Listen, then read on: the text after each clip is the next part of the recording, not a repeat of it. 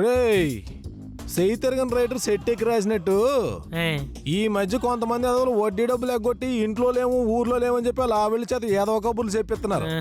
ఆ ఏదోనా songs list అంతా తీయండి రా, వాళ్ళ చేత ఐటమ్ సాంగ్స్ వేయిద్దారే. అలాగేనండి.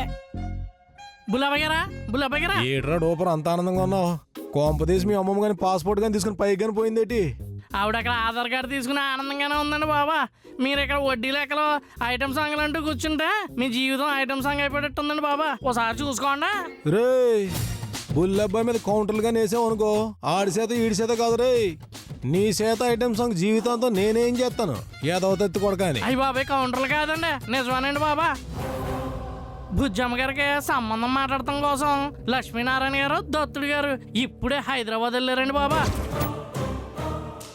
మన ఊరు అబ్బాయి పిల్లి వెంకటాచలం ఉన్నాడు కదండి, మళ్ళీ వాళ్ళతోనే మాట్లాడి ఫైనల్ చేసుకోవాలని ఫిక్స్ అయ్యారట.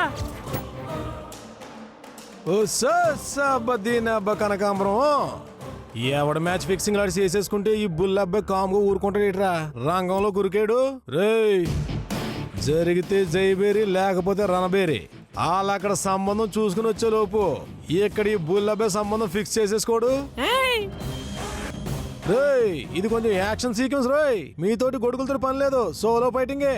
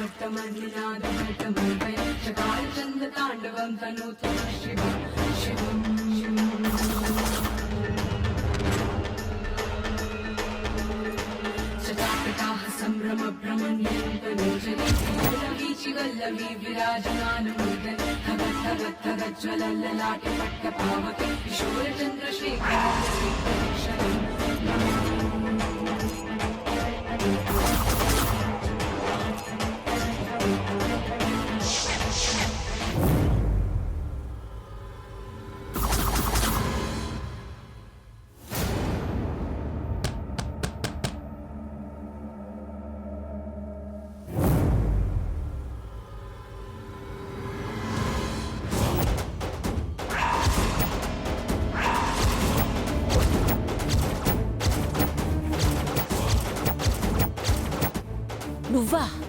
నమస్తే అమ్మమ్మ. ఒరేయ్ ఎందుకు వచ్చావురా? చిన్న పనుండి తప్పుకో. ఒరేయ్ నీకే చెప్తున్నది, ఇంట్లో మగాళ్ళు ఎవరు లేరు, ముందు బయటకెళ్ళు.